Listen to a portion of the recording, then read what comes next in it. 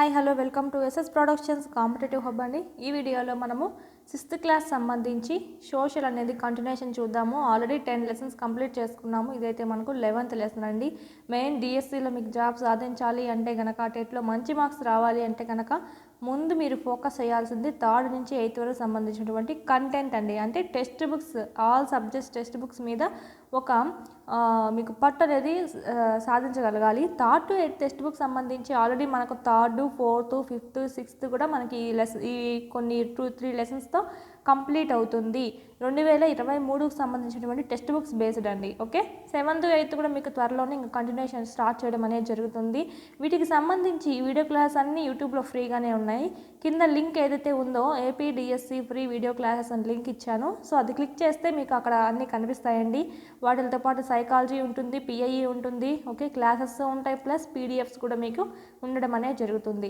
వీటితో పాటు ఏం చేస్తారంటే మీరు ఒక్కొక్క క్లాస్ వైజ్ లేదా సబ్జెక్ట్ వైజ్, ఓకే, ఒక సబ్జెక్ట్ పట్టుకుంటే ఆ సబ్జెక్ట్ మొత్తం కంప్లీట్ అయిందాక, లేదంటే 3rd క్లాస్ సంబంధించి మొత్తం ఒకేసారి చదివేది. సో ఈ విధంగా మీకు స్టడీ ఏ విధంగా అలవాటుగా ఉంటే ఆ విధంగా మీరు స్టార్ట్ చేయొచ్చు.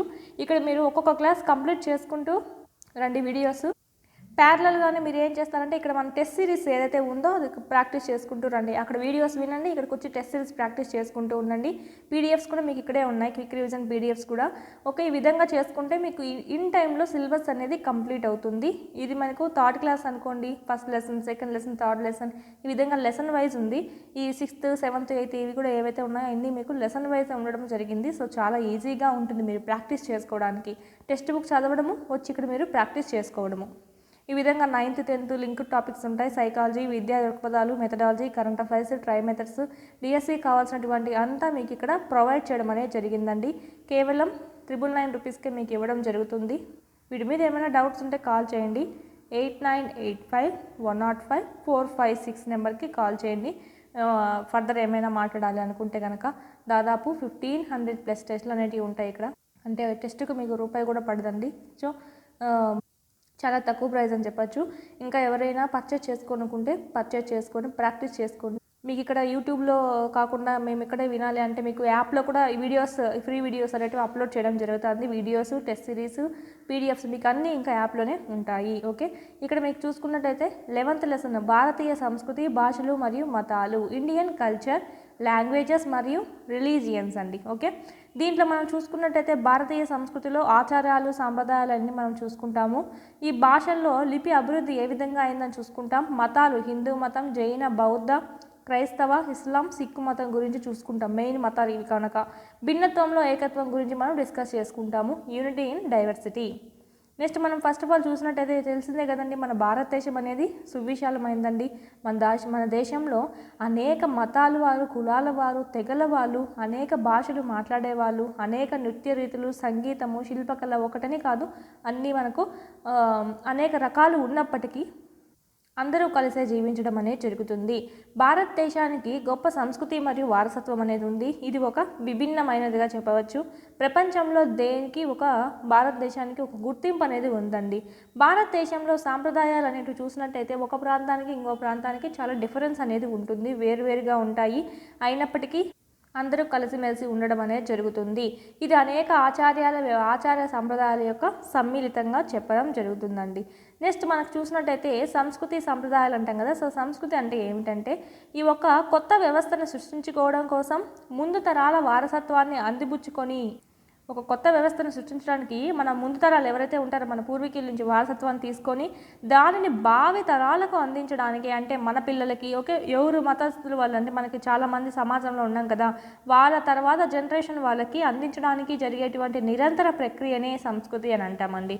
ఇప్పుడు ఒక కుటుంబంలో ఒక ఆచారం అనేది పాటిస్తూ ఉంటారు. సో వాళ్ళ పిల్లలకు కూడా వాళ్ళు అదే నేర్పిస్తారు కదా. సో అట్లా వాళ్ళ పిల్లలు సో ఈ విధంగా మన ముందు తరాల వాళ్ళు అందించినటువంటి ఆ సంప్రదాయాలు ఏవైతే ఉన్నాయో దాన్ని భావి తరాలకు అందించడానికి నిరంతరం ఇలా జరుగుతూనే ఉంటుందండి ప్రక్రియ. దాన్నే మనం సంస్కృతి అంటాము. ఇది ఒక విలువైన మరియు ప్రత్యేకమైన సంపదగా చెప్పవచ్చండి. సామాజిక పరిమాణంలో నిరంతరంగా కొనసాగేటువంటి ప్రక్రియ ఏదంటే మనకు సంస్కృతి. ఈ సంస్కృతి అనే పదానికి అర్థం ఏమిటంటే విస్తృతమైనది అని అర్థము, సమగ్రమైనది అని అర్థం అండి. ఓకే, మొత్తంగా అన్నట్టుగా మనకు రావడం జరుగుతుంది. సమాజంలో సభ్యులుగా మానవుడు సంపాదించినటువంటి జ్ఞానము, నమ్మకాలు, కళలు, నీతులు, చట్టాలు, ఓకే, ఆచారాలు, అలవాట్లు, ఇతర సామర్థ్యాలలో సంస్కృతి అనేది వీటన్నిటిలోనూ మనము చూడడం అనేది జరుగుతుంది. అంటే కొంతమంది ఆచార వ్యవహారాలు వేరుగా ఉంటాయి, కొంతమంది అలవాట్లు వేరుగా ఉంటాయి, సో ఇంకొందరివి వేరుగా ఉంటాయి. కొంతమంది మూఢనమ్మకాలు నమ్ముతూ ఉంటారు, ఇంకొంచెం వేరే వాళ్ళు నమ్మడం అనేది జరగదు. సో ఒక్కొక్కరికి భిన్నంగా ఉండడం జరుగుతుందండి. సంస్కృతి అనేది సమాజంలో నివసించేటువంటి ప్రజల యొక్క జీవన విధానము. సంస్కృతి యొక్క ముఖ్యాంశం ఏమిటి అంటే సమూహంలో ప్రసారం చేయబడినటువంటి సాంప్రదాయ ఆలోచనల మీద ఆధారపడి ఉంది. ఇక్కడ మనకి సంస్కృతికి సంబంధించి కింది వాటిలో సరికానిది ఏది, సంస్కృతికి సంబంధించి కింది వాటిలో సరికానిది ఏది, సరైనది ఏది అని అడుగుతూ ఉంటారు. సో ఇవన్నీ మనకు మోస్ట్ ఇంపార్టెంట్, ఈ లైన్స్ అన్నీ మనకు ఇంపార్టెంటే. నెక్స్ట్ మనం చూసినట్టయితే ఇండియన్ కల్చర్ అండి. భారతీయ సంస్కృతి చూసినట్టయితే భారతీయ సంస్కృతిని ఒక ప్రత్యేకమైనదిగా పిలవడానికి రీజన్ ఏమిటి అంటే భిన్నత్వంలో ఏకత్వం అండి. అంటే యూనిటీ ఇన్ డైవర్సిటీ. భిన్నత్వం అంటే ఏంటంటే చాలా రకాలు ఉండడము. సో చాలా రకాలైనటువంటి మతాలు, కులాలు, భాషలు ఉన్నప్పటికీ వాళ్ళందరూ ఐక్యతగా కలిసి ఉన్నారు అని చెప్పచ్చు. సింపుల్గా చెప్పాలంటే భిన్నత్వంలో ఏకత్వము. చాలా రకాలైనటువంటి మతాలు, కులాలు, భాషలు మాట్లాడే వాళ్ళు చాలా రకాలైనటువంటి మనుషులు ఉన్నప్పటికీ వాళ్ళలో ఐక్యత అనేది ఉండడము, అందరూ ఏకము అన్నట్టుగా, అందరూ ఒకటే అన్నట్టుగా భావించుకుంటూ ఉండడము. సో అది మనకు భారతదేశానికి ఉన్నటువంటి ప్రత్యేక లక్షణంగా చెప్పవచ్చు. భారతీయ సంస్కృతి క్రియాశీలక మరియు సమ్మిళితము. భిన్నత్వానికి గల కారణాలు ఏమిటి అంటే ఇలా మనకు చాలా రకాలు ఉన్నారు కదా, మతాలు కానీ కులాలు కానీ చాలా రకాలు ఉన్నాయి. సో అందుకు కారణాలు ఏమిటి అంటే విశాలమైనటువంటి దేశము. మనకి ఇక్కడ క్వశ్చన్ ఏ విధంగా అడుగుతారంటే భారతదేశం అనేది భిన్నత్వంలో ఏకత్వం అని చెప్పచ్చు. ఈ భిన్నత్వానికి గల కారణాలు ఏమిటి క్రింది వాటిలో అని అడుగుతారు. లేదా కారణాలకు సంబంధించి కింది వాళ్ళ కానిది ఏది అని అడుగుతారు. ఒకటి నెగిటివ్గా అని అడగచ్చు, పాజిటివ్గా అని అడగచ్చు. ఓకే, క్వశ్చన్ అనేది బాగా చదువుకొని ఆన్సర్ అనేది చేయాలి. భిన్నత్వానికి గల కారణాలు ఏంటో తెలిస్తే మనం ముందు కారణం కానిదేదో తెలుసుకోవచ్చు. కారణాలు ఏంటివి అంటే విశాలమైన దేశం ఉన్నందువల్ల ఇక్కడ అన్ని మతాల వాళ్ళు, కులాల వాళ్ళు ఇక్కడ వచ్చి నివసించడము. సో అట్లా మనకు భిన్నత్వం అనేది ఏర్పడింది అనేది ఇంకొక కారణం అయితే అనేక జాతుల అనుసంధానము.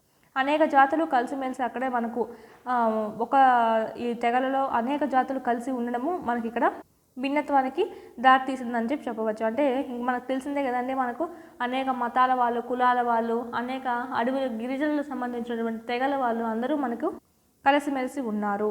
దీన్నే మనము భిన్నత్వం అని అంటాం. సో భిన్నత్వానికి గల కారణం అదొకటి. నెక్స్ట్ మూడవది ఏంటంటే భౌగోళిక మరియు శీతోష్ణ స్థితి అంశాలలో తేడాల కారణంగా వైవిధ్యము. సో ఇది కూడా చెప్పవచ్చు. ఎన్ని వైవిధ్యాలు ఉన్నప్పటికీ దేశ ప్రజలంతా తామంతా భారతీయులు అని చెప్పి భావించి జీవిస్తూ ఉంటారు. ఈ ఏకత్వ భావననే అంటే ఇక్కడ మనకి యూనిటీగా ఆలోచిస్తారు చూడండి, దాన్నే మనము భిన్నత్వంలో ఏకత్వం అంటాం. భిన్నత్వం అంటే అనేక రకాల మతాల వాళ్ళు ఉన్నప్పటికీ మేమందరం ఒకటే అని భావించుకుంటూ ఉంటారు చూడండి, దాన్నే భిన్నత్వంలో ఏకత్వం అని అంటాము. Unity in diversity. భారతీయ సంస్కృతి అనేది చాలా పురాతనమైనదండి. 5000 సంవత్సరాల పూర్వమే ఇది ప్రారంభమైంది. అయినప్పటికీ మన భారతీయులు అనేవాళ్ళు యోగా, వాస్తుశాస్త్రం, గణితం, ఖగోళ శాస్త్రం మరియు వైద్య శాస్త్రాలలో గణనీయమైనటువంటి పురోగతి సాధించారు. మనం ఆల్రెడీ చెప్పుకున్నాము. హరప్పా నాగరికతలో ప్రజలు ఎవరిని పూజించే వాళ్ళు అంటే అమ్మ తల్లిని, పశుపతిని పూజించేవాళ్ళు. పశుపతి అంటే శివుడు అండి. ఓకే, పూజించేవాళ్ళు. ఆర్యుల రాకతో ఏమైంది, ఒక నూతన సంస్కృతి అనేది ప్రారంభమవడం అనేది జరిగింది. ఆర్యులు ఎవరిని పూజించేవాళ్ళు, ఇంద్రుడు, సూర్యుడు, వరుణుడు, యముడు ఇలాంటి వీళ్ళ దేవతల్ని పూజించుతూ ఉండేవాళ్ళు. స్వస్తిక్ గుర్తును కూడా వీళ్ళు పూజించారండి ఆర్యులు. వీళ్ళు యజ్ఞాలు, యాగాలు అనేటివి ఎక్కువగా చేయిస్తూ ఉండేవాళ్ళు. ఇలాంటి క్రతువులు మరియు ధ్యానం ద్వారా దేవతలకి పూజలు అనేటివి నిర్వహిస్తూ ఉండేవాళ్ళు. మెడిటేషన్ కూడా మనకి ఇక్కడ ఆర్యుల్లో చూడవచ్చు. ఇది మనకు చూసినట్టయితే కొంచెం వేరుగా ఉంటుంది హరప్పా నాగరికతకి, ఆర్యులకి. ఓకే, నెక్స్ట్ మౌలిక సంప్రదాయం ద్వారా వేదాలను ఒక తరం నుంచి మరొక తరానికి తీసుకురావడం అనేది జరిగింది. మౌఖిక సంప్రదాయం అంటే ఏంటండి, నోటితో చెప్పడం ద్వారా. అంటే ఇప్పుడు ఉన్నటువంటి వాళ్ళు వీళ్ళ కాలంలో వాళ్ళ పిల్లలకు కానీ పక్కన ఉన్నటువంటి శిష్యులకు కానీ చెప్తారనమాట. అంటే ఏమని, కథల రూపంలోనో పాటల రూపంలోనో అలాగ చెప్పడం అనేది జరుగుతుంది. దాన్ని ఏమంటామంటే మౌఖిక సంప్రదాయం అంటాం. మౌఖికంగా చెప్పడము అని చెప్తాం, బోధన అని చెప్తాం కదా. సో ఆ విధంగా మౌఖికంగా సంప్రదాయం అనేది ఒక తరం నుంచి మరొక తరానికి ఇలాగా మనకు పాకుతూ రావడం అనేది జరిగింది. శతాబ్దాలు అనేటివి గడిచే కొద్దీ ప్రజలు సింధు ప్రాంతం నుంచి భారతదేశం యొక్క దక్షిణ ప్రాంతానికి వలస రావడం జరిగింది. మన భారతదేశం ఏదైతే ఉందో ఆ దక్షిణ ప్రాంతానికి వలస రావడం అనేది జరిగింది. తర్వాత ఒక కొత్త కల్చర్ అనేది స్టార్ట్ అవ్వడం అనేది జరిగిందండి. తర్వాత కాలంలో చాలా పెద్ద దేవాలయాలు అనేటివి నిర్మించబడ్డాయి. అనేక దేవాలయాల్లో కళ, వాస్తుశిల్పం మరియు చిత్రాలు కూడా కనుగొనడం అనేది మనం చూస్తూనే ఉన్నాము. వేద సాంప్రదాయాలు మరియు విభిన్న ఆచారాలు ఈ రోజు వరకు కొనసాగుతూనే ఉన్నాయండి. సింధు నాగరికతతో స్టార్ట్ అయింది, తర్వాత ఆర్యులు చెప్పుకున్నాం. తర్వాత మనకి ఇంకా మనం చూసుకున్నట్టయితే మౌర్యులు, గుప్తులు, శాతవాహనులు, ఈశ్వాకులు, ఈ విధంగా మనం చెప్పుకున్నాం కదా. అందుకే ఫస్ట్ లెసన్ నుంచి ఆర్డర్గా చదివినట్టయితే మీకు ఎంత లింకప్ ఒక బుక్ అంతా కథ మాదిరిగా ఉంటుందండి. ఈ సోషల్ సెమ్ 1 సెమ్ 2 కనుక మీరు ఆర్డర్ వైజ్ విన్నారంటే కనుక ఒక కథలాగా మీకు ఉండడం అనేది జరుగుతుంది. అందుకే ఆర్డర్ వైజ్లో వినండి. నెక్స్ట్ చూసినట్టయితే మనకు భాష గురించి చూద్దామండి. భాష ఒక ప్రసార మాధ్యమము. భూమిపై భాషను ఉపయోగించే జీవి ఎవరంటే ఓన్లీ మనిషి మాత్రమే అండి. జంతువులకు భాష రాదు. అవి ఓన్లీ ధ్వనుల ద్వారా వాటిని వ్యక్తం చేసుకుంటాయి, అంతేగాని భాష కాదది. మనం భాష సహాయంతో ఆలోచిస్తామండి. భాష సహాయంతోనే ఆలోచిస్తాం. ఆలోచించినప్పుడు నీ పెదాలు కలవకపోయినా మనసులో ఆలోచిస్తూ ఉంటాము. కానీ ఎక్కడ ఆలోచిస్తున్నావు? మనసులో కూడా ఒక లాంగ్వేజ్ వెళ్తూ ఉంటుంది. తెలుగు అయినా, ఇంగ్లీష్ అయినా, ఏదైనా సరే వాళ్ళకు వచ్చినటువంటి లాంగ్వేజ్. మన ఆలోచనలో కూడా భాష అనేది ఉంటుంది. అర్థం చేసుకుంటాం. ఎదుటి వాళ్ళు మాట్లాడింది అర్థం చేసుకోవడము ఎక్సెట్రా. ఇతరులకి తెలియజేస్తాం. ఇతరులతో మాట్లాడడానికి కూడా మనము భాషనే యూజ్ చేస్తున్నాము. ఆలోచనలకి, ఇతరులను అర్థం చేసుకోవడానికి, మన భావాలు ఇతరులకి తెలియపుచ్చడానికి కూడా భాషనే మనము యూజ్ చేయడం అనేది జరుగుతుంది. ఈ భాష మరియు సంస్కృతుల మధ్య చాలా సన్నిహిత సంబంధం అనేది ఉందని చెప్పవచ్చండి. నెక్స్ట్ మనం చూసినట్టయితే పిక్చర్ చూసినట్టయితే ఇది ఓన్లీ బొమ్మ అయినప్పటికీ దాంట్లో మనకు ఏం తెలుస్తుంది చూడండి. బాణం విసురుతున్నాడు. ఇది మా ఫస్ట్ ఆఫ్ ఆల్ జంతువు అనేది చూడండి తన మీదికి దూకుతూ ఉన్నట్టుగా ఉంది. అందువల్ల ఏం చేశాడు? బాణం అనేది వదిలాడు దాని మీదికి. సో గుచ్చుకుంది. సో ఈ విధంగా మనకు బొమ్మను చూస్తేనే కొంచెం అర్థం అవుతుంది మ్యాటర్ అనేది. సో ఇది కూడా ఒక రకమైనటువంటిదే. భారతదేశంలో అనేక భాషలు అనేటివి ఉన్నాయండి. అసలు భాష అవసరం ఏంటి? భాషలు ఎలా పరిణామం చెందాయో మనం ఇక్కడ తెలుసుకుందాము. ఇవన్నీ మనకు ఎక్కడ కనిపించాయంటే గుహల యొక్క గోడలపైన, పైకప్పులపైన పూర్వము చిత్రించినటువంటి చిత్రాలని చెప్పవచ్చు. ఇక్కడ చూడండి ఒక బొమ్మ సంఘటన రూపంలోనే మనకు భాష ఏమీ లేకపోయినా కూడా మనకు అర్థమయ్యే విధంగా ఉంటాయి ఈ బొమ్మలు అనేటివి. లిపి మనం చదవడానికి, రాయడానికి ఉపయోగపడుతుంది. భాష ఎందుకు ఉపయోగపడుతుంది? మనం ఆలోచించడానికి, మన భావాలు ఇతరులకు మనం అర్థం చేసుకోవడానికి ఇతరుల భావాలు, మన భావాలు ఇతరులకు తెలియచేయడానికి యూజ్ అవుతూ ఉంటుంది. లిపి చూసినట్టయితే మనం చదవడానికి, రాయడానికి యూజ్ అవుతుంది. ప్రజలు పురాతన కాలంలో బట్టల మీద, ఆకుల మీద, చెట్ల బరుడు మొదలైన వాటిపైన రాసేవాళ్ళంట. ఫస్ట్ బట్టల మీద, తర్వాత రాను మనకు ఆకులు ఉన్నాయి కదా, తాళపత్ర గంధాలు అంటాం కదా. సో అలాంటి మనకు తాటాకుల మీద రాయడం అనేది జరిగింది. తర్వాత చెట్ల బెరడు ఏదైతే ఉంటుందో వాటిపైన రాస్తూ ఉండేవారు. ఎండిన ఆకులపై రాయడానికి వారు సూది వంటి వాటిని ఉపయోగిస్తూ ఉండేవారండి.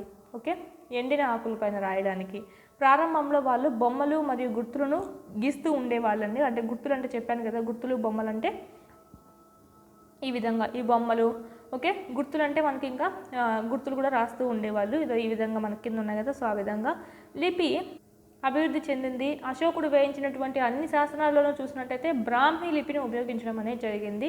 అశోకుడు ఎక్కువ శాసనాల్లో బ్రాహ్మీ లిపిని ఎక్కువగా యూజ్ చేశాడండి. ఇది మనకు ఇది పరిణామం చెందింది. ఫస్ట్ బట్టల మీద, ఆకుల మీద, చెట్ల బరడు మీద, తర్వాత ఎండిన ఆకులపైన సూదితో ఉపయోగించి భాష అనేది లిపి అనేది స్టార్ట్ చేయడం అనేది జరిగింది. అశోకుని వేయించిన అన్ని శాసనాల్లోనూ ఎక్కువగా ఏ భాష కనిపిస్తుంది అంటే బ్రాహ్మీ లిపి. సో ఆప్షన్ మనకు అది రైట్ అనేది అవుతుంది. ఇది చూడండి మనకి ఇక్కడ ఖరోష్ఠి లిపి అని చెప్పవచ్చు. ఇక్కడ చూడండి ఇది మనకు తాటాకులపై రాసినటువంటిది. ఇక్కడ మనకు పిక్చర్స్ అన్నీ ఇచ్చారు. సింధు నాగరికత లిపి అండి. ఇది మనకి ఎవరికి ఇంతవరకు అర్థమే కాలేదు. ఈ లిపి అనేది ఎలా ఉంటుంది, ఎట్లా అర్థం చేసుకోవాలనేది ఇంతవరకు ఎవరు కనుక్కోలేదు. ఇది బ్రాహ్మీ లిపి, మన అశోకుడు శాసనాల మీద ఎక్కువగా యూజ్ చేసేది. నెక్స్ట్ బిర్చ్ బెరడుపై రాయబడినది. బెరడు మీద కూడా రాస్తారని చెప్పాం కదా. సో ఇలాగా బెరడు తీసుకొని బెరడు మీద కూడా ఇలాగా రాసేవాళ్ళు. నెక్స్ట్ 1516 కాలం నాటి శ్రీకృష్ణ దేవరాయలు వేయించినటువంటి శాసనం ఇది. చూడండి కొంచెం అర్థం అవుతుంది. శుభమస్తు ఈ విధంగా కొంచెం అర్థమయ్యేటట్టు ఉంది. ఇదైతే మనకు 1516 కాలం నాటిది శ్రీకృష్ణ దేవరాయల యొక్క శాసనము. కొన్ని అక్షరాలు ఒకేలా ఉన్నాయి చూడండి. నకరానా అని ఉంది చూడండి. ఈ విధంగా. నెక్స్ట్ ప్రసిద్ధ పురాణాలు అయినటువంటి వాల్మీకి రామాయణము, వ్యాస ఓకే, వేదవ్యాసుడు రాసినటువంటి మహాభారతము సంస్కృతంలో రాయబడ్డం అనేది జరిగింది ఈ రెండు మనకు. ఓకే, భాష అభివృద్ధి చెందడం వల్ల ప్రసిద్ధ రచనలకు ఉనికిలోకి రావడం జరిగిందండి. ఇలాగ భాష మనకు అభివృద్ధి చెందిందనే కదా మనకి ఇవన్నీ రాసి మనకు అందించగలిగారు. ఆర్యభట్టేయం అనేటువంటి పుస్తకాలు రాశాడు. ఆయుర్వేదానికి పునాది వేసినటువంటి పుస్తకాలు ఏవంటే చరక సంహిత, అంటే దేనికి ఏ విధంగా చేయాలి వైద్యం అనేది. సో అవి కూడా మనకి వాళ్ళు చనిపోతారు, తర్వాత తరం వరకు అందాలి కదా, సో అందుకే వాళ్ళు పుస్తకాలు రాయడం అనేది జరుగుతుంది. సో ఈ విధంగా మనకు భాష యూజ్ అయింది, లిపి అనేది. సుశ్రుత సంహిత ఇది కూడా మనకు ఆయుర్వేదానికి సంబంధించినటువంటి పుస్తకమే. శస్త్రచికిత్సలపై రాయబడినటువంటి గ్రంథం ఏదంటే సుశ్రుత సంహిత అండి. అంటే ఆపరేషన్స్ ఉన్నాయి కదా, వాటి మీద రాయబడినటువంటి గ్రంథమే ఏదంటే సుశ్రుత సంహిత. మనం ఇక్కడ పాస్ట్ లెసన్లో చూసుకున్నాము, ముక్కు కూడా వాళ్ళు ఫస్ట్ ముక్కు కూడా ఆపరేషన్ చేశారని చెప్పి, తర్వాత సర్జరీస్ కూడా అప్పట్లో చేసేవాళ్ళు. ఈ సుశ్రుత సంహిత అనేది మోస్ట్ ఇంపార్టెంట్ అండి. నెక్స్ట్ 1516 కాలం నాటి శ్రీకృష్ణదేవరాయల శాసనాన్ని చదవడానికి ప్రయత్నించమని చెప్తున్నారు. ఇదే మనకు పైన ఇచ్చారు కదా, సో ఇది మనకు చదవండి అని చెప్తున్నారు. కొంచెం వస్తుంది చూడండి. మహారాజాదిరాజ రాజా, అయ్యో ఏదో చంద్రముఖి డైలాగ్లో మాదిరిగా రాజ మాత్రాన ఇన్ని ఉంటాయండి మనకి ఇక్కడ. మనకేమో ఇక్కడ మనకి టీచర్ సాయంతో చదవండి అని చెప్పారు. నెక్స్ట్ చూసినట్టయితే మనకి భారత అధికార భాషలు హిందీ మరియు ఇంగ్లీష్. ప్రియమైన విద్యార్థులారా, ఇండియా అనే పదాన్ని అనేక భారతీయ భాషలో ఎలా రాయవచ్చో గమనించండి. ఇక్కడ మనకి ఒకటి ఇచ్చారు. భారతదేశం యొక్క అధికార భాషలు ఏవి అంటే హిందీ మరియు ఇంగ్లీష్. ఈ కింద ఇచ్చినటువంటి ఇండియా పదాన్ని వాళ్ళు అన్ని లాంగ్వేజెస్లోనూ రాయమని చెప్పారండి. మనకి ఇంకా చూసినట్టయితే ఇంగ్లీష్లో 26 ఉంటాయి, మనకు తెలుగులో అయితే 56 అక్షరాలు అనేటివి ఉంటాయండి. ఇక్కడ తమిళంలో, కన్నడలో, మలయాళంలో, ఒడియాలో ఎన్ని ఉంటాయి రాయండి అని చెప్పారు. ఇక్కడ చూసినట్టయితే తమిళంలో చూద్దామండి. ఫస్ట్ ఆఫ్ ఆల్ తమిళంలో 247 ఉంటాయండి అక్షరాలు మనకి. కన్నడలో అయితే 49 ఉంటాయి, మలయాళంలో 56 ఉంటాయి, నెక్స్ట్ 56, 57 అని కూడా చెప్పొచ్చండి. ఒడియాలో అయితే మనకు 64 అక్షరాలు ఉంటాయి. ఓకే, ఇవి మనకు హోంవర్క్ ఇచ్చారు కదా, ఇవి మనకి ఎగ్జామ్కి అడగరని అనుకోవద్దండి. ఇక్కడ ఇచ్చినటువంటి క్వశ్చన్స్ కూడా ఆన్సర్ వాళ్ళు ఇవ్వకపోయినా మనకి ఎగ్జామ్లో అడుగుతారు. ఓకే, తమిళంలో అయితే 247, కన్నడలో 49, మలయాళంలో 56 or 57 అక్షరాలు అనేవి ఉంటాయి. ఒడియాలో చూసినట్టయితే 64. ఇంకా మనకు ఇంగ్లీష్లో 26, తెలుగులో 56 అనేది వాళ్ళే ఇవ్వడం అనేది జరిగింది.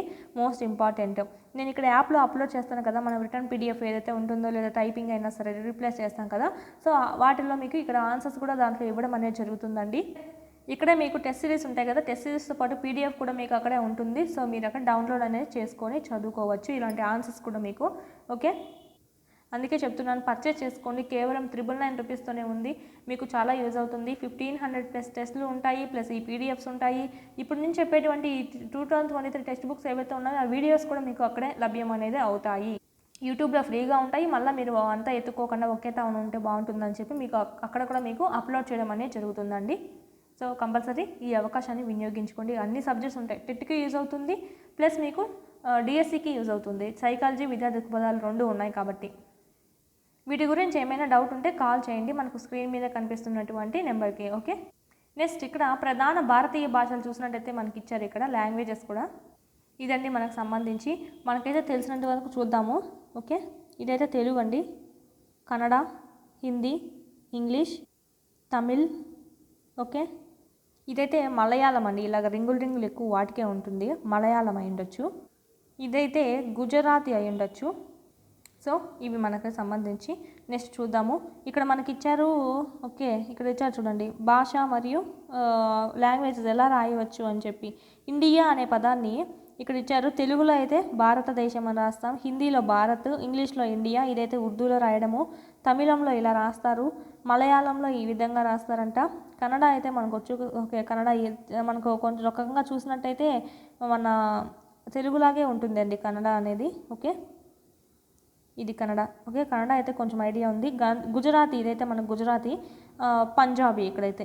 ఓకే, ఇది మనకు సంబంధించి భారతదేశంలో వివిధ భాషలు ఉన్నాయి కదా, ఇవన్నీ మనకి ఇవ్వడం జరిగింది. ఇక్కడ చూసినట్టయితే ఎక్కడెక్కడ ఏమేమి మాట్లాడతారు అని చెప్పి ఇచ్చారు చూడండి.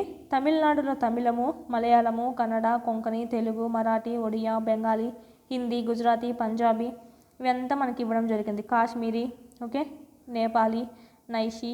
ఇక్కడ మనకి ఇంకా నేపాల్ దగ్గరలో ఉంటుంది కదా, సో అలాగే మనకు అలాగా అస్సామీ, కాశీ, బెంగాలీ, మిజో, మణిపురి మణిపురము, ఓకే, మిజోరంలో, నాగామి అస్సాంలో, ఓకే, నైషి. సో ఇవన్నీ మనకు సేమ్ మన స్టేట్ పేరు ఏదైతే ఉంటుందో అది మనకు కనుక్కోవచ్చు ఈజీగా. సో ఆ విధంగానే ఉండడం అనేది జరిగింది ఇక్కడ మనకి.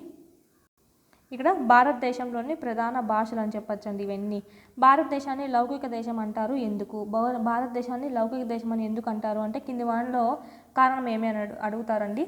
ఇక్కడ చూసినట్లయితే భారతదేశంలో ప్రభుత్వానికి ఎటువంటి మతం అనేది లేదు. అంటే మనకు ప్రభుత్వం ఏ మతాన్ని ప్రోత్సహించదండి, ఏ మతాన్ని కూడా వ్యతిరేకించదు. అది మనకు ఏ మతంతోనూ లేకుండా తటస్థంగా ఉంటుంది. అంటే ఒక మతాన్ని ఎక్కువ చేసి ఒక మతం తక్కువ చేసి మాత్రం మాట్లాడదు. ఎందుకంటే మనకు చెప్పిందే తెలిసిందే కదండి, అందరూ సమానత్వాన్ని కోరుకుంటాం. మన రాజ్యాంగంలో కూడా మనకు అది కూడా మనకు మెన్షన్ చేస్తున్నారు, ఒకరిని విమర్శించుకోకూడదు. అంటే మత విషయాల్లో ప్రభుత్వం అనేది జోక్యం చేసుకోదు.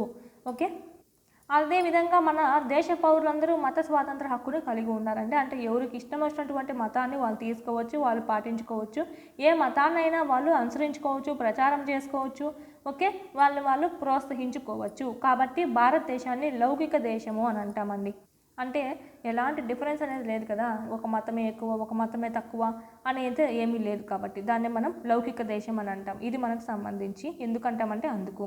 నెక్స్ట్, భారత రాజ్యాంగం 22 భాషలను గుర్తించిందండి 8వ షెడ్యూల్ ప్రకారం. మనకి ఇదంతా దాంట్లో ఉంది. ఈ 22 భాషలు ఏంటివి అనేది మోస్ట్ ఇంపార్టెంట్. ఇక్కడ మనకు కింద ఇస్తారండి, ఏమిస్తారంటే భారత రాజ్యాంగం గుర్తించినటువంటి భాషల్లో లేనిది ఏది అని ఇస్తారు. ఓకే, లేనిది ఏది, 22 కూడా ఇవ్వరు. భారత రాజ్యాంగంలో గుర్తించబడిన భాషల్లో లేనిది ఏది అని ఇస్తారు. ఇక్కడ ఉండేటివన్నీ తెలిస్తే తర్వాత లేనిది తెలుస్తుంది. ఫస్ట్ వన్ చూసినట్టయితే మనకు అస్సామీ, బెంగాలీ, బోడో, డోగ్రీ, గుజరాతీ, హిందీ, కన్నడ, కాశ్మీరీ, కొంకణి, మైథిలి, మలయాళం, మైటేయి అంటే దీన్నే మనం మణిపురి అని కూడా అంటాము, మరాఠీ, నేపాలీ, ఒడియా, పంజాబీ, సంస్కృతం, సంతాలీ, సింధీ, తమిళము, తెలుగు, ఉర్దూ. ఇవి మనకు భారతదేశం గుర్తించినటివి. ఇందులో లేనిది ఇచ్చారంటే అదే రైట్ ఆన్సర్ అవుతుందండి, కానిది ఏదని అడిగారంటే. ఓకే, షెడ్యూల్ కూడా ఇంపార్టెంట్, 8వ షెడ్యూల్లో ఉంది మనకి ఇదంతా. నెక్స్ట్, మతం గురించి చూద్దాము. అంటే రిలీజియన్. భారతదేశంలో అనేక మతాలు ఉన్నప్పటికీ భారతీయులంతా కలిసిమెలిసి జీవిస్తూ ఉంటామండి. ఎక్కడైతే ప్రజలు నివసిస్తూ ఉంటారో అక్కడ కొన్ని ఆచారాలు వ్యవహారాలు అనేటివి పాటిస్తూ ఉంటారు. వాళ్ళు ఆచారాలు మరియు సాంప్రదాయాలు పాటిస్తూ ఉంటారు. ఓకే, వాళ్ళు నివసిస్తుంటూ ఉంటారు కదా, సో అక్కడ మనకు వాళ్ళు పాటించడం వల్ల ఇంకా అక్కడి నుంచి స్టార్ట్ అవ్వడం అనేది జరిగింది. ఈ ఆచారాలు మరియు సాంప్రదాయాల వనరులు, పర్యావరణ స్థితులు మొదలైన వాటిపైన ఆధారపడి ఉండడం అనేది జరుగుతుంది.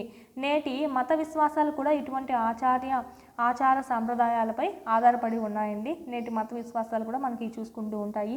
అయినప్పటికీ ప్రపంచంలో అన్ని సమాజాల్లోని కొన్ని ఆచార వ్యవహారాలు సాధారణంగా ఉంటాయి. ఎగ్జాంపుల్ ఏంటంటే మనకు చూస్తూనే ఉంటాం కదా, పండగ వచ్చిందంటే చాలా కాళ్ళకు పసుపు పూసుకోవాలంటారు, లేదా ఇళ్ళకి బాగా గడపకు కూడా పసుపు పూయాలి అంటారు. ఓకే, యాంటీబయాటిక్ లాగా సైన్స్ ప్రకారం ఒక రూల్ ఉంటే మన పూర్వీకులు చెప్పినటువంటి ఒక సాంప్రదాయంగా దాన్ని భావిస్తూ ఉంటాం. సో ఈ విధంగా అందరికీ కలిసినటివి కొన్ని సాధారణంగా ఉండడం అనేది జరుగుతుంది, చాలా వరకు పాటిస్తూనే ఉంటాము. మతం అనేది ఒక ఆధ్యాత్మిక చింతన అండి. ఇది సుఖమయ జీవితం గడపడానికి కొన్ని విలువలను పాటించమని బోధిస్తూ ఉంటుంది.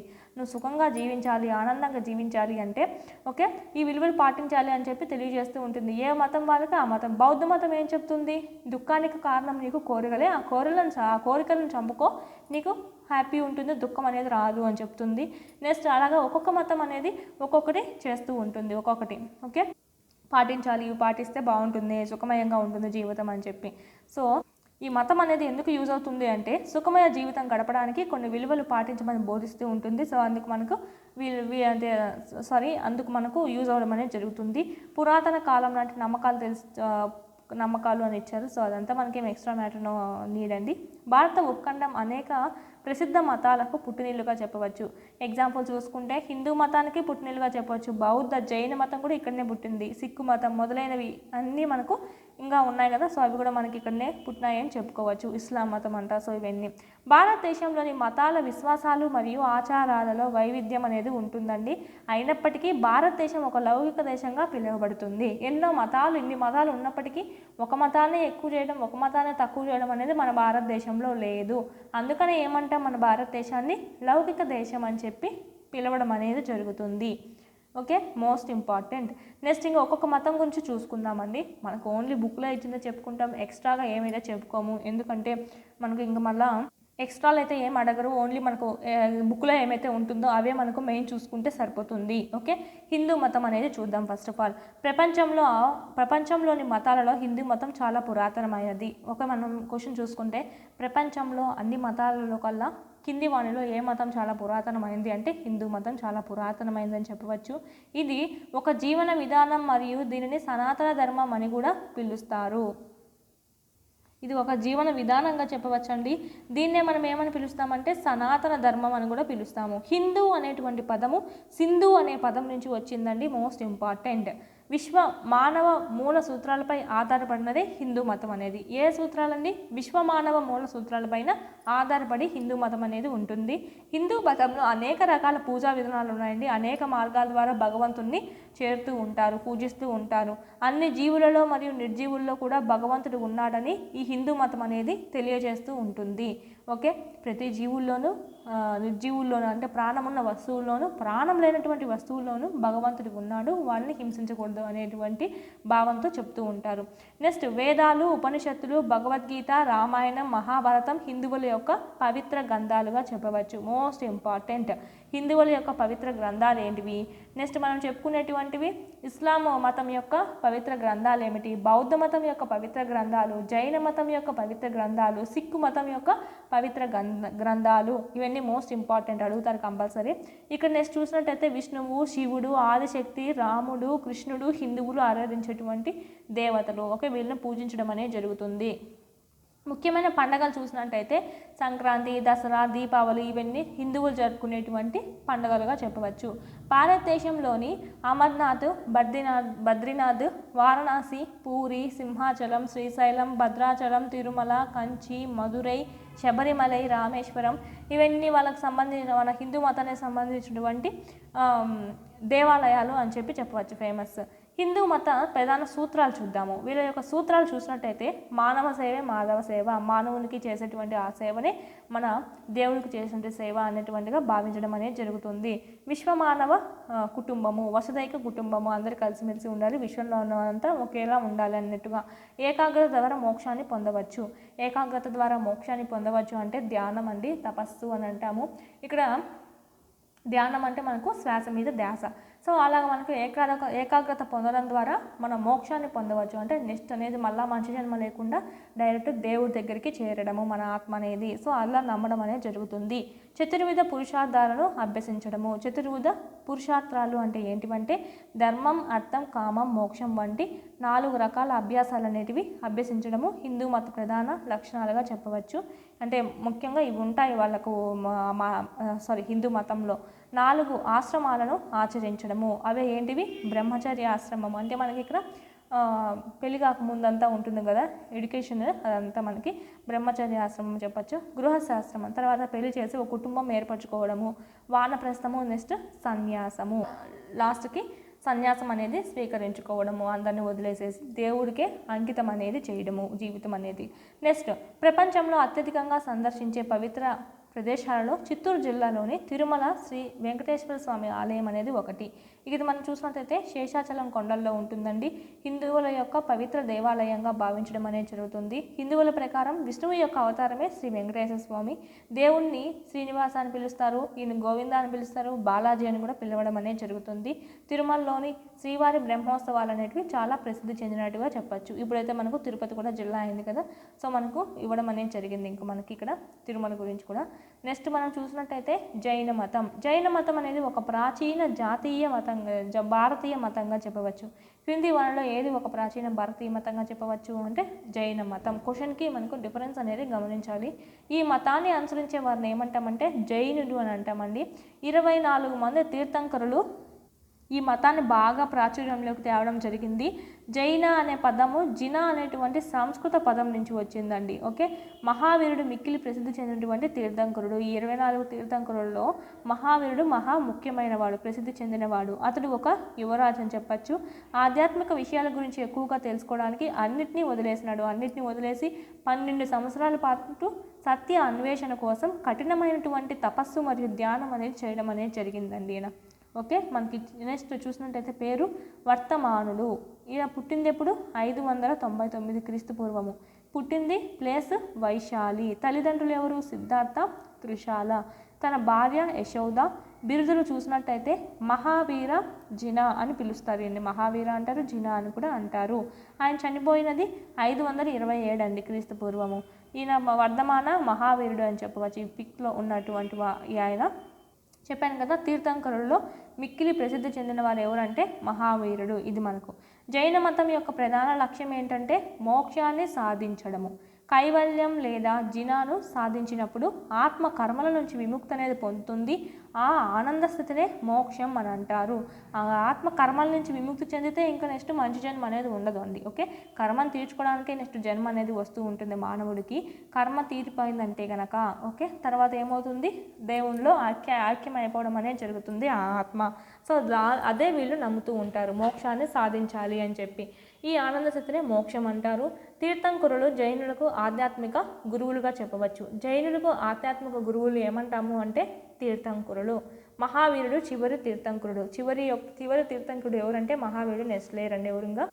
ఈ మహావీరుని యొక్క బోధనలను ఆయన అనుచరులు అనేక గ్రంథాల రూపంలో సంకలనం చేయడం అనేది జరిగిందండి. జైన మత సిద్ధాంతాలు చూసినట్లయితే వీటిల్నే మనం పంచవ్రతాలు అంటాం. ఎందుకంటే 5 ఉన్నాయి కదా, సో అందుకు. ఫస్ట్ వన్ ఏంటంటే అహింస, నాన్ వైలెన్స్, అంటే హింసించడం తప్పు, హింసించకూడదు అని చెప్పి. ఓకే, సత్యం, ఎప్పుడు సత్యమే పలకాలి, అబద్ధాలు చెప్పకూడదు. ఆస్తేయం, అపరిగ్రహం, బ్రహ్మచర్యం. ఆస్తేయం అంటే మనకు నీది కానిది ఏమైనా ఉంటే మనకు దొంగలించకూడదు అనే మీనింగ్లో వస్తుందండి. ఇతర వస్తువులు దొంగలించకూడదు. నెక్స్ట్ అపరిగ్రహం అంటే మనం పొసెసివ్నెస్గా ఉండకూడదు. ఓకే, ఇతరులకు ఏమైనా లేకపోతే మన దగ్గర ఎక్కువ ఉంటే అది మనకు కొంచెము ఇవ్వడం అనేది నేర్చుకోవాలి. సో అది మనకు. బ్రహ్మచర్యం అంటే ఏంటంటే మనకి ఇంకా తెలిసిందే. ఈ జాబితాలో బ్రహ్మచర్యమును మహావీరుడు చేరడం అనేది జరిగింది. ఈ 5 మహావీరుడు పాటించాడండి.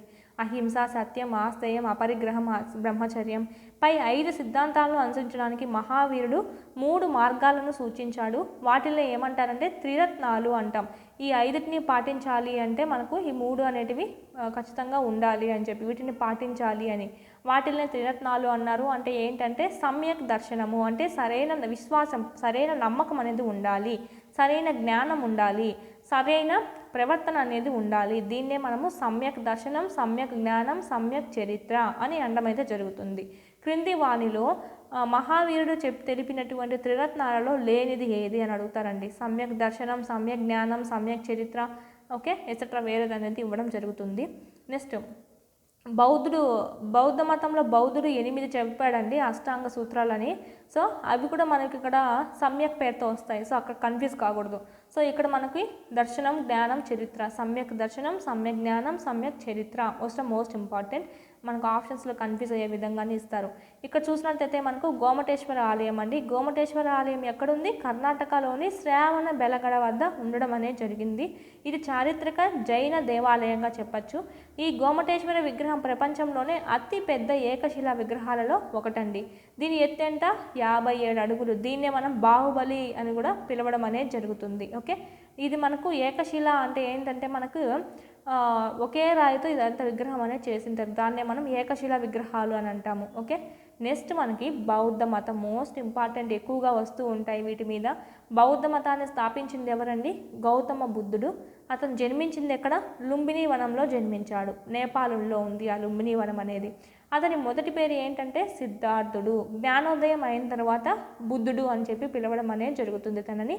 సిద్ధార్థుడు కపిలవస్తు పాలకుడు అయినటువంటి శుద్ధోదనుడు మరియు అతని రాణి మాయాదేవి, వీళ్ళిద్దరి యొక్క కుమారుడే సిద్ధార్థుడు. యశోధర అనే ఆమెతో పెళ్ళి అవ్వడం జరిగింది. వీళ్ళిద్దరికి ఒక కుమారుడు ఉన్నాడు, అతని పేరే రాహుల్. ఈ ఒకరోజు సిద్ధార్థుడు ఒక ప్రయాణంలో ఒక రోగి, ఒక వృద్ధుడు, ఒక సన్యాసి మరియు ఒక మృతదేహాన్ని చూడడం అనేది జరిగింది. చూసి జీవితం అంటే ఇదేనా అని చెప్పి తనకు అనిపించడం అనేది జరిగిందండి. అతను తన రాజ్యాన్ని మరియు కుటుంబాన్ని విడిచిపెట్టేసి అడవికి వెళ్ళిపోవడం అనేది జరిగింది. అతడు సత్యం మరియు శాంతి కోసం ఎతుకుతూ ఉన్నారు, పరిశోధించాడు. సో కఠినమైనటువంటి ధ్యానంలో కూర్చున్నాడు. ఇక్కడ మనకి ఎగ్జాంపుల్ చెప్పాలంటే, మెయిన్ చెప్పాలంటే మనకి ఇక్కడ సింపుల్గా ఇచ్చాను కదా. ఇక్కడ మనకి బుద్ధుడు ఎందువల్ల ఈ ప్రాణం వెళ్ళిపోతుంది, శ్వాస వెళ్ళిపోయిందంటే ఈ జీవం అనేది, ఈ శరీరం అనేది ఎందుకు పనికిరాకుండా కుళ్ళిపోవడం అనేది అయిపోతుంది, ఎందువల్ల అవుతుంది, దేనివల్ల మనం జీవించి ఉన్నాము, ప్రాణం ఉంది అని చెప్పి కనుక్కోవడానికి తిండి తిప్పలు మానేశాడండి. తిండి తిప్పలు మానేయంగా తను చాలా బక్క చిక్కిపోయాడు, అయినా కూడా తనలో ప్రాణం ఉంది. సో ఇంకా మనం చూస్తుంటే తిండి మానేయడం ద్వారా కూడా మనకి ఇక్కడ ప్రాణం ఉంది, సో తిండి కూడా కాదు అని చెప్పి నీళ్ళు, సో ఇలాగ అన్నీ కనుక్కోవడం అనేది జరిగింది. నెక్స్ట్ లాస్ట్కి ఏది లేకపోయినా మనం బతకగలుగుతున్నాం, కానీ మళ్ళీ లాస్ట్గా గమనించడం జరిగింది శ్వాస మీద గమనించడం జరిగింది, ముక్కు క్లోజ్ చేసుకొని ఉండడము. ఓకే, ఇలాగ మనం శ్వాసను గమనించినట్టయితే శ్వాస ఉన్నన్ని రోజులు మనిషి ప్రాణంతో ఉంటాడు, శ్వాస ఆగిపోయిందంటే మనిషి ప్రాణం అనేది దాంట్లోంచి సెపరేట్ అయిపోతుంది. సో అప్పుడు మనకు ఓన్లీ శరీరం మిగులుతుంది, ఆ శరీరం అనేది ఎందుకు పనికిరాదు, ఓకే, కుళ్ళిపోవడం జరుగుతుంది. దాన్నే మనము శవం అంటున్నాము. ఈ విధంగా తను జీవితం అనేది తెలుసుకోవడం అనేది జరిగింది. శ్వాస అనేది మోస్ట్ ఇంపార్టెంట్. సో శ్వాస మీద దృష్టి పెట్టడం ద్వారా మన జీవితం అంతా అర్థమవుతుంది అని చెప్పి శ్వాస మీద దృష్టి పెట్టడం అనేది జరిగింది. తద్వారా ఏమైందంటే తనకు ధ్యానం ద్వారానే తను ఇంకా శ్వాస మీద దృష్టి పెట్టడం అంటే ఇంకా తనకి ధ్యానం చేసేటప్పుడు మనం దృష్టి పెడతాం కదా, కళ్ళు మూసుకొని శ్వాసను ఉచ్ఛ్వాస నిశ్వాస గమనిస్తూ ఉండడము. సో అలా గమనించడంలో తనకి ఏకాగ్రత ఎక్కువైపోయి తనకు ఉన్నటువంటి ఆ పూర్వజన్మ ఏదైతే ఉందో, పూర్వజన్మలు గత జన్మలు అన్నీ తనకు గుర్తు రావడం జరిగింది. ఇవన్నీ ఏం చేశారంటే ఒక కథలుగా రాయడం జరిగింది. వీటిల్నే మనము చాలా లెసన్స్లో కూడా చదువుకుంటూ ఉన్నాం. ఇప్పుడు ఈ గౌతమ్ బుద్ధుని యొక్క బోధనలే మనం ఏమంటామంటే ఆర్య సూత్రాలు అంటామండి. గౌతమ్ బుద్ధుని యొక్క ఇవి కూడా మనకు చాలా పుస్తకాలు రాయడం అనేది జరిగింది. మనకు తెలుగులో చూసినట్టయితే లెసన్స్లో కూడా ఉందండి. బౌద్ధుడు పూర్వ గతంలో ఒక జన్మ ఉన్నాడు, అది జింక. ఓకే, నా కాళ్ళు ఏమో సన్నగా ఉన్నాయి, నా కొమ్ములు ఏంటివి ఇలా ఉన్నాయి, కొమ్ములు ఇలా ఉన్నాయి చూడు అని చెప్పి మనకు ఒక లెసన్ కూడా ఉంది. కాళ్ళు చాలా సన్నగా బక్కపలచగా చాలా అందవిహారంగా ఉన్నాయి అంటే, ఒకసారి పులి వేటకు వచ్చిందంటే కొమ్ములు అనేవి చెట్లో ఇరక్కపోయి దాన్ని ప్రమాదంలో పడేస్తాయి, కానీ కాళ్ళు ఏం చేస్తాయంటే త్వరగా పరిగెత్తడం ద్వారా పులి నుంచి తప్పించుకోవడం అనేది జరుగుతుంది.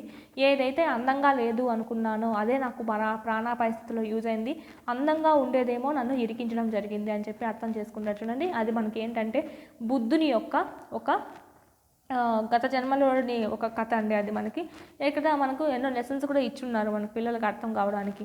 ఓకే, ఈ విధంగా మనకు ఇలా గత జన్మలు చూసుకోవడము, సో తర్వాత తనకు అర్థం అవ్వడము, తన అర్థమైన తర్వాత ఇంక మనకు దాన్ని ఏమన్నామంటే జ్ఞానోదయం అయింది అని చెప్పాం. ఇంకా తనకు అర్థమైందంతా 6 సంవత్సరాల తర్వాత తనకి జ్ఞానోదయం అనేది అవ్వడం జరిగింది. అతను జ్ఞానోదయం పొందిన చెట్టుని ఏమంటామంటే బోధి వృక్షం అని పిలుస్తామండి. ఈ చెట్టు కిందనే తనకు జ్ఞానోదయం అనేది అవ్వడం జరిగింది. ఉత్తరప్రదేశ్లో కుషీనగర్లో సిద్ధార్థుడు స్వర్గస్థుడయ్యారు. మనకు చనిపోయింది ఎక్కడంటే కుషీనగర్ అండి, ఉత్తరప్రదేశ్లో ఉంది. మోస్ట్ ఇంపార్టెంట్, తను జన్మించింది లుంబినీవనం, నేపాల్ అండి. ఇక్కడ మనకు జ్ఞానోదయం అయింది ఎక్కడ, బోధి వృక్షం కింద. నెక్స్ట్ మనకు చనిపోయింది ఎక్కడంటే కుషీనగర్, ఇది ఉత్తరప్రదేశ్లో ఉండడం అనేది జరిగింది. Most important. నెక్స్ట్ ఈయన పేరు ఏంటంటే సిద్ధార్థుడు అని పిలుస్తామండి. 563లో జన్మించాడు, లుంబినిలో జన్మించాడు. తల్లిదండ్రులు ఎవరు, సుధోధనుడు, మాయాదేవి, భార్య యశోధర, కుమారుడు రాహుల్. బిరుదులేంటివి, గౌతముడు అంటాము మరియు బుద్ధుడు అని కూడా అంటాము. చనిపోయింది ఎప్పుడు 483. ఇది మనకు సంబంధించి ఇక్కడ బుద్ధుని యొక్క ప్రకారం కూడా మోక్షం సాధించడమే జీవితం యొక్క పారమార్థంగా భావించాడు. మోక్షాన్ని బలుల ద్వారా ప్రార్థనల ద్వారా సాధించలేము, అష్టాంగ మార్గాన్ని అనుసరించడం ద్వారా మోక్షం సాధించవచ్చు అని చెప్పాడండి. దీన్నే మనం ఏమన్నామంటే ఈ అష్టాంగ మార్గాల్ని మనకు చూసినట్టయితే మనకి ఇచ్చున్నారు. అహింసా సిద్ధాంతాలపై బౌద్ధ మతం ఆధారపడి ఉంటుంది. అంటే హింస అనేది ఉండకూడదు, దాంట్లో అసలు ఎదుటి వాళ్ళని హింస అనేది పెట్టకూడదు. త్రిపీఠకాలు బౌద్ధ మత పవిత్ర గ్రంథాలు. మోస్ట్ ఇంపార్టెంట్, బౌద్ధ మతం యొక్క పవిత్ర గ్రంథాలు ఏంటి, త్రిపీఠకాలు. అవి బుద్ధుని యొక్క జీవితము, బోధనలు మరియు తాత్విక ఉపన్యాసాల గురించి తెలుపుతూ ఉంటుంది. గౌతమ్ బుద్ధుని బోధనలను ఏమంటామంటే ఆర్య సూత్రాలు అంటామండి. ఆర్య సూత్రాలు మనకు చూసినట్టయితే ఏం బోధించాడు అంటే ప్రపంచం అనేది దుఃఖమయము. దుఃఖం ఎందుకు వస్తుంది, కోరికల వల్ల వస్తుంది. నాకు ఇది కావాలి అది కావాలి అని అనుకుంటాము, ఆ కోరిక తీరినప్పుడు ఏమవుతుంది, మనకు బాధ అనేది వేస్తుంది. కోరికలను త్యజించడం ద్వారా మోక్షం సాధించవచ్చు. ఆ కోరికనే పెట్టుకోకుండా ఉంటే, ఆ కోరికల్ని వదిలేసినావంటే మోక్షం అనేది సాధించవచ్చు. ఈ విధంగా కోరికల మీద కంట్రోల్ అనేది సాధించాలి. ఓకే, అష్టాంగ మార్గాన్ని పాటించడం ద్వారా మోక్షాన్ని సులభంగా పొందవచ్చు. ఈ అష్టాంగ మార్గాన్ని పాటించడం ద్వారా కోరికలను త్యజించవచ్చు, దాని ద్వారా మోక్షాన్ని సాధించవచ్చు అని చెప్పి ఇక్కడ మీనింగ్ అండి. ఈ మోస్ట్ ఇంపార్టెంట్, 6 సూత్రాల్లో లేనిది ఏది, 6 సూత్రాల్లో సరైనది ఏది అని చెప్పి మనకి ఇక్కడ ఉంటుంది. నెక్స్ట్ అండి, సాంచీ స్తూపం మధ్యప్రదేశ్లో ఉంది. మోస్ట్ ఇంపార్టెంట్, ఇవి కూడా మనకు స్టేట్ కూడా చూసుకోవాలి, డయాగ్రామ్స్లో ఇచ్చిండేది. సాంచీ వద్ద ఉన్న స్తూపం గొప్ప బౌద్ధ స్మారక కట్టడాల్లో ఒకటిగా చెప్పచ్చు. ఇది బౌద్ధ కళ మరియు నిర్మాణ శైలిని తెలియజేయడం అనేది జరుగుతుందండి. ఈ సాంచీ స్తూపం అనేది ఏ మతం యొక్క కళా నిర్మాణ శైలిని తెలియజేస్తుంది అని అడుగుతారు. బౌద్ధ మతం అండి.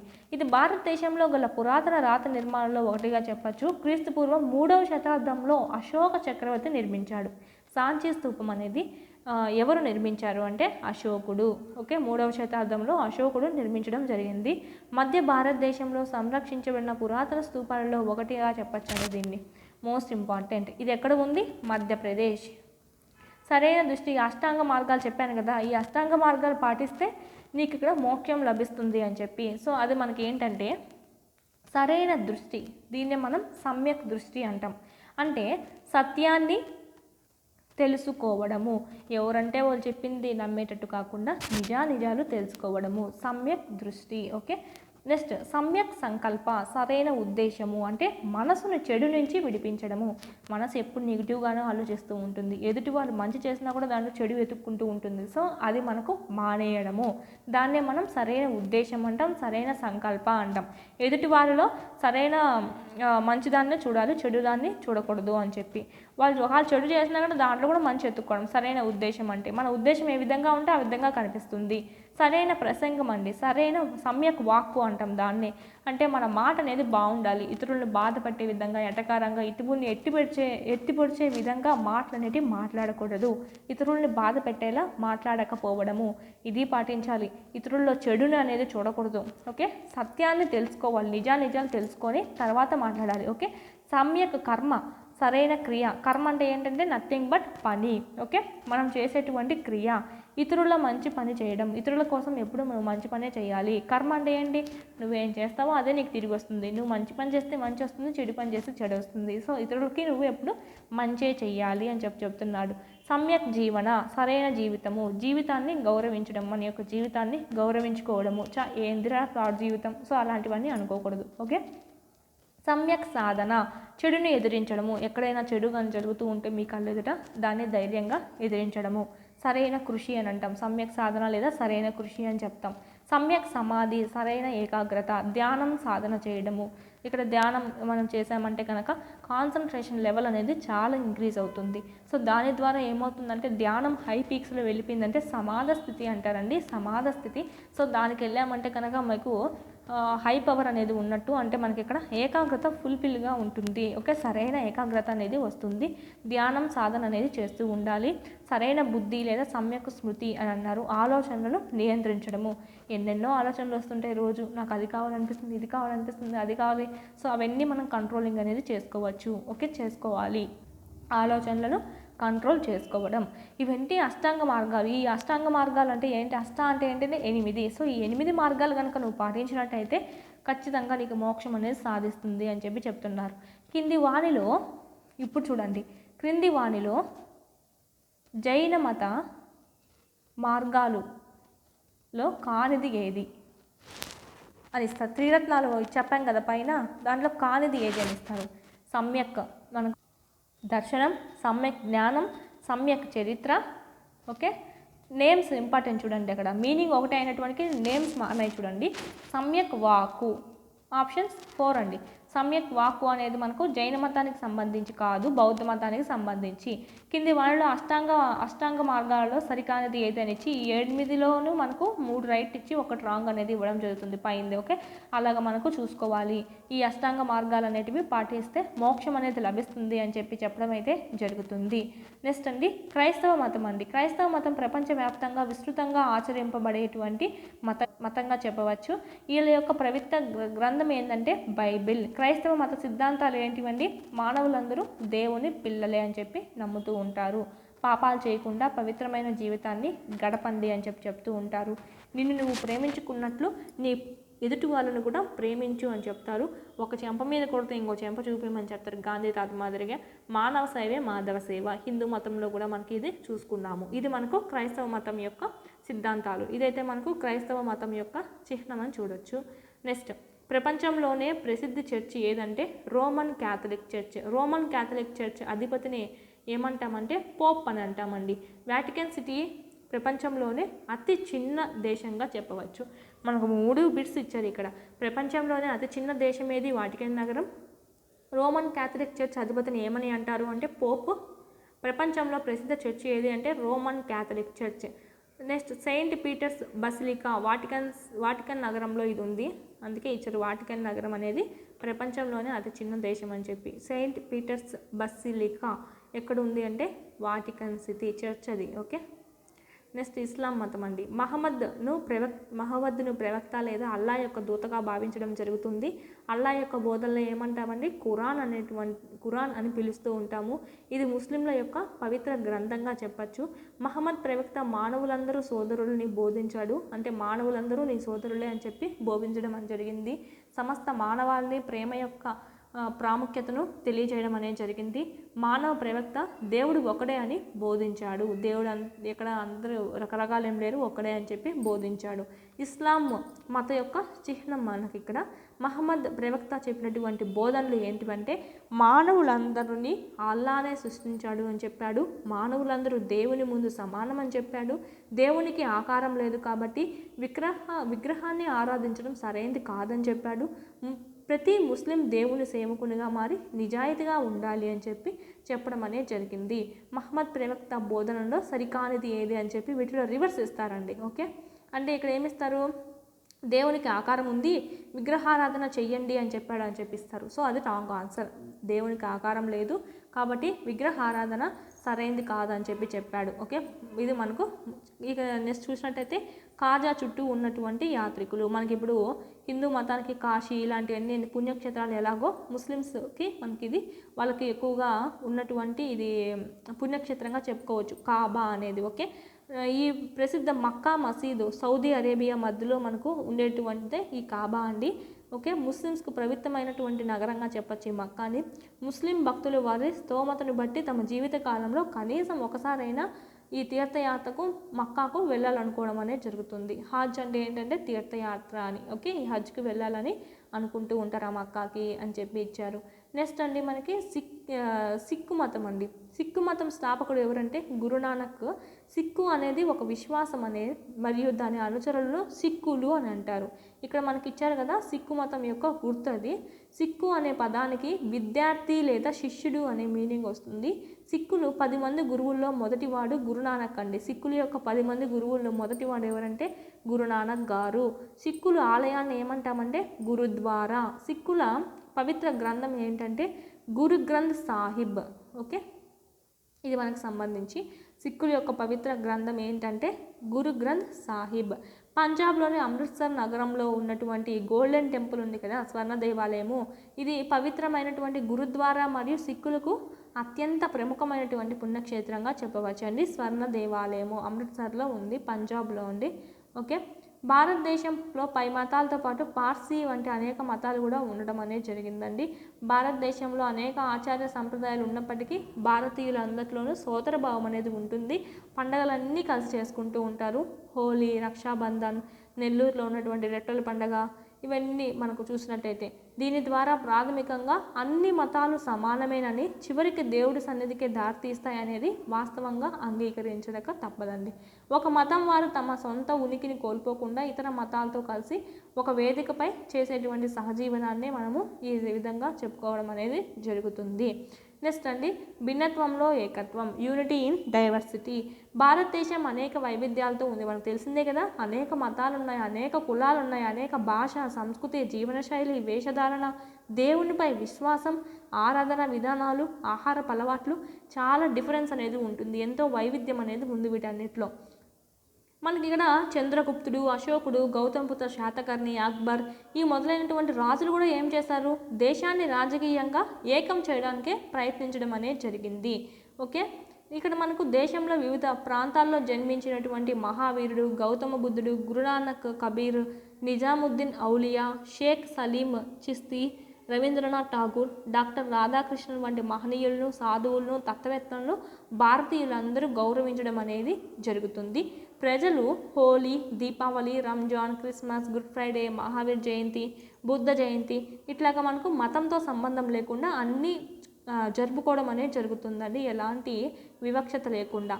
భారతదేశం బహుళ సంస్కృతుల మరియు జాతుల కులాల సంస్కృతులను సూచించడం అనేది జరుగుతుంది. మన భారతదేశం అనేది విభిన్న సంస్కృతులు మరియు మతాలు ఉన్న ప్రజలలో ఐక్యత సూచించే భావననే భిన్నత్వంలో ఏకత్వం అంటాం. ఇలాగ మనకు విభిన్న సంస్కృతులు ఉన్నప్పటికీ, మతాలు ఉన్నప్పటికీ ప్రజల్లో ఉన్నటువంటి ఐక్యతా భావం ఏదైతే ఉందో దాన్ని మనం భిన్నత్వంలో ఏకత్వం అంటాం. భారతదేశం యొక్క అత్యున్నత సాంస్కృతిక లక్షణంగా చెప్పవచ్చండి ఇది భిన్నత్వంలో ఏకత్వాన్ని. ఓకే, దీనివల్ల గౌరవం అనేది రావడం జరిగింది మన ఇండియాకి. భారతదేశంలో మత ఐక్యతను తెలిపేటువంటి చిత్రం చూడండి.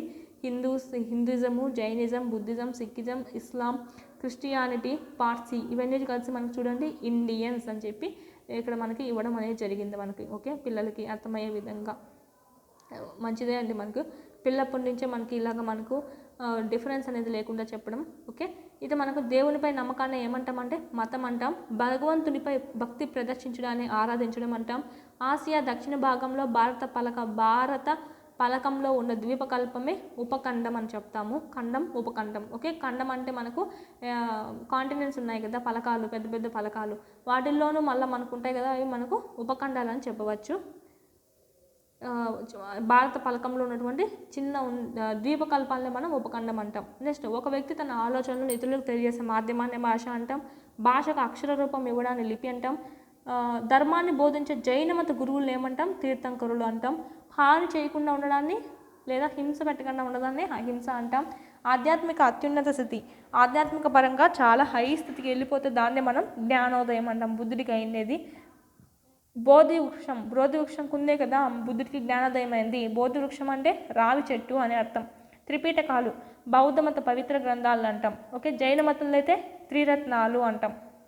పరిపూర్ణ శాంతి మరియు ఆనందం, దాన్ని ఏమంటామంటే మోక్షం అంటాం. అష్టాంగ మార్గం, సంసారం నుంచి విముక్తి పొందడానికి బౌద్ధుడు అనుసరించేటువంటి పద్ధతులు, ఆ అష్టాంగ మార్గాలు 8 ఉన్నాయి కదా అవి. ఉపనిషత్తులు, హిందూ మత పవిత్ర గ్రంథాలని మనం ఉపనిషత్తులు అంటాం. దేవుని సందేశాన్ని బోధించే వాడిని ఏమంటామంటే ప్రవక్త అని అనడం అయితే జరుగుతుంది. అంతా మనకు మీనింగ్స్ ఇచ్చారు. నెక్స్ట్ మనకి చూసినట్టయితే భారతదేశ పటంలో కింద ఇవ్వబడినటువంటి ప్రాంతాలు గుర్తించండి అని ఇచ్చారండి. సింధు నది, తమిళనాడు, ఆంధ్రప్రదేశ్, బీహార్, బట్టిబోలు, కృష్ణా నది, గంగా నది, యమునా నది, వింధ్య పర్వత శ్రేణులు, ఉత్తరప్రదేశ్. మనకు ఇక్కడ మ్యాప్ ఉంటే చూద్దాము. మ్యాప్ లేదు కాబట్టి ఓకే, మ్యాప్ చూద్దామండి. మ్యాప్లో మనకి ఇక్కడ మన ఇండియా మ్యాప్ చూసుకున్నట్టయితే ఈ విధంగా ఉందనుకుంటే, ఓకే, జస్ట్ శాంపుల్ అండి మనకు అర్థం అవడానికి. ఓకే, ఇది చూసుకున్నట్టయితే మనకు సింధు నది ఈ పక్క ఉంటుంది, సింధు నది. ఓకే, నెక్స్ట్ తమిళనాడు అడిగారు కదా, తమిళనాడు ఇక్కడెక్కడో లాస్ట్లో ఉంటుంది తమిళనాడు. మన ఏపీ తెలిసిందే మనకి ఇక్కడ, ఏపీ ఈ పక్క ఉంది. బీహార్ అండి, బీహార్ చూసినట్టయితే మనకి ఇక్కడ ఉంటుంది. నెక్స్ట్ అదేవిధంగా బట్టిబ్రోలు ఇక్కడ ఆంధ్రప్రదేశ్లోనే ఉండడం జరుగుతుంది. ఆంధ్రప్రదేశ్లో ఉంది బట్టిబ్రోలు. కృష్ణా నది ఇక్కడ నుంచి మనకు ఉంటుందండి, కృష్ణా నది. ఓకే, ఈ విధంగా ఉంటుంది మనకి ఇక్కడ, బంగాళాఖాతంలో కలిసిపోతుంది లాస్ట్కి. గంగా నది పైనగా ఉంటుంది. ఓకే, ఈ విధంగా ఇక్కడ మనకు రావడం జరుగుతుంది. యమునా నది, గంగా నది కొంచెం కింది పక్కన యమునా నది ఉంటుంది. వింధ్య పర్వత శ్రేణులు మనకి ఇక్కడ ఉంటాయి భారతదేశం యొక్క మధ్యలో. ఓకే, నెక్స్ట్ అండి ఉత్తరప్రదేశ్, మనకి ఇంకా తెలిసిందే. ఉత్తరప్రదేశ్ ఎక్కడ ఉంటుంది? బీహార్కి యువతలుగా ఉంటుంది ఉత్తరప్రదేశ్. ఓకే, ఇది బీహార్ అనుకుంటే ఇవక మనకు ఉత్తరప్రదేశ్. ఇది మనకు సంబంధించినటువంటి మ్యాప్లో కనుక్కోమన్నారు కాబట్టి కనుక్కున్నాం ఈజీగా. నెక్స్ట్ కింద ఇవ్వబడినటువంటి ఖాళీలను సరైన పదాలతో నింపండి. ఇక్కడ జైన మతం అని ఇచ్చారు. జైన మతం, మహావీర, నిర్వాణ జైన దేవాలయము. అంటే మనకి ఇక్కడ చూసినట్టయితే మతము ఏ మతానికి సంబంధించిన సింబల్ అని చెప్పి జైన మతానికి సంబంధించింది. ఇక్కడ మనకు ఉన్నటువంటి ఆ దేవుడు లేదా అది మనకు బోధనలు చెప్తూ ఉంటారు కదా, వాళ్ళని ఏమంటాము అని చెప్పి ఇచ్చారు, మహావీర. ఓకే, నిర్వాణ అంటే వీళ్ళ యొక్క పవిత్ర గ్రంథము. పూజా ప్రదేశం, వీళ్ళు ఎక్కువగా దేన్ని పూజిస్తారు అంటే దేవాలయాలు, జైన దేవాలయాల్లో పూజించుకోవడం అనేది జరుగుతుంది. ఈ విధంగా ఈ పక్కన ఉన్నటువంటి వాటన్నిటికీ రాయడం అనేది జరగాలి. నెక్స్ట్ ఇది మనకు బౌద్ధ మతం యొక్క సింబల్ అండి. ఇక్కడ మనం ఎక్కడుందండి బౌద్ధ మతము? లాస్ట్లో ఉంది చూడండి, బౌద్ధ మతం సింబల్. నెక్స్ట్ ఇక్కడ మనకి గురువుని ఏమంటామంటే సిద్ధార్థుడు దేవుడుగా భావించడం జరుగుతుంది. వీళ్ళ యొక్క పవిత్ర గ్రంథాలు త్రిపీఠకాలండి. పూజా ప్రదేశం ఏదండి మనకి ఇక్కడ? మఠము. ఆల్రెడీ జైన దేవాలయం అయిపోయింది. ఓకే, మఠము ఇది మనకు సంబంధించి. నెక్స్ట్ ఏంటంటే ఇది సింబల్ ఏంటి? క్రైస్తవ మతానికి సంబంధించి. ఓకే, చర్చికి సంబంధించి ఇక్కడ పూజించే దేవుడు యేసుక్రీస్తుని పూజిస్తారు. వీళ్ళు మనకు బైబిల్ అనేటువంటి పవిత్ర గ్రంథాన్ని వీళ్ళు చదువుకోవడం జరుగుతుంది. చర్చ్ అంటారు వీళ్ళ దేవాలయాన్ని. ఇక్కడ ఓంకారం చూసినట్టయితే హిందూ మతము. హిందూ మతం చూసినట్టయితే ఇక్కడ దేవుళ్ళలో చూసినట్టయితే శ్రీకృష్ణుడు అని మనకు ఒకటి తెలుగు దేవుడికి సరిపోయేటట్టు ఉంది కాబట్టి శ్రీకృష్ణుడు. నెక్స్ట్ ఇక్కడ మనకు చూసినట్టయితే బుక్ని పవిత్ర గ్రంథాన్ని భగవద్గీత అంటారు. ఆలయాలు సందర్శిస్తూ ఉంటారు. నెక్స్ట్ అండి ఇక్కడ మనకు ఇస్లాం మతం ఇవ్వడం జరిగింది. ఇస్లాం మతం ఇక్కడ మనకు ఏమంటాం మహమ్మద్ ప్రవక్త. నెక్స్ట్ ఇక్కడ చూసినట్టయితే ఖురాన్. ఇక్కడ వీళ్ళు వెళ్ళేటువంటిది ఏంటంటే మసీదు. నెక్స్ట్ అండి సిక్కు మతం, లాస్ట్ సింబల్ చూడండి ఇక్కడ సిక్కు మతం. సిక్కు మతంలో దేవుణ్ణి ప్రవక్తని ఏమంటాం గురు నానక్ అని అంటాము. ఇక్కడ వీళ్ళు చదివేటువంటిది ఏంటంటే పవిత్రమైనటువంటి గ్రంథం ఏదంటే గురు గ్రంథ సాహెబ్. ఇది అంగాలు ఉంది కదా, అంగాలు కూడా మనకు జైన మతం కిందకే వస్తుందండి. ఆ పవిత్ర గ్రంథాలు కూడా అంగాలు అని పిలుస్తారు జైన మతానికి సంబంధించి. ఇక్కడైతే మనకు గురు గ్రంథ సాహెబ్. ఇక్కడ మన పూజా ప్రదేశం ఏంటంటే గురుద్వారా. ఓకే, ఇది మనకు ఫిల్అప్ చేయమన్నారు కాబట్టి ఫిల్అప్ చేసేసాం. ఇంకా మనకు పిల్లవాళ్ళకు హోంవర్క్ అనేది ఇచ్చారు. సో ఓకే, నెక్స్ట్ లెసన్ ఏంటంటే సమానత్వం వైపు. ఇదే మనకు ఉన్నటువంటి లాస్ట్ లెసన్. నెక్స్ట్ వీడియోలో మనం ఇక్కడ డిస్కస్ చేసుకుందాం. దీంతో మనకు ఆ లెసన్ అయిపోయిందంటే 6th క్లాస్ అనేది కంప్లీట్ అవుతుంది. సోషల్ ఆల్రెడీ సైన్స్ కంప్లీట్ అయింది, ఇంగ్లీషు మ్యాథ్స్ ఇవన్నీ కంప్లీట్ అయ్యాయి. మ్యాథ్స్ ఇంకా కొన్ని ఉన్నాయి చెప్పేస్తాము అది కూడా. ఓకే, ఇవన్నీ కంప్లీట్ అయ్యాయండి. తెలుగు కూడా కంప్లీట్ అయింది ఆల్రెడీ. చూడండి, ఎవరైనా చూడండి వాళ్ళు ఉంటే, లేదంటే కింద టెలిగ్రామ్ గ్రూప్లో జాయిన్ అవ్వండి. దాంట్లో అన్ని షేర్ చేయడం అనేది జరుగుతుంది. ఈ కోర్స్ ఏదైతే ఉందో టెస్ట్ సిరీస్ కోర్స్ కంపల్సరీ తీసుకోండి. క్లాసెస్ వినండి, అక్కడికి వెళ్ళి ప్రాక్టీస్ చేసుకోండి. మీకు చాలా యూస్ఫుల్ అవుతుంది. ఇన్ టైంలో సిలబస్ కంప్లీట్ అవుతుందండి. మీకు నిజంగా చెప్తున్నాను కదా, ఇన్ టైంలో సిలబస్ అనేది కంప్లీట్ అవుతుంది.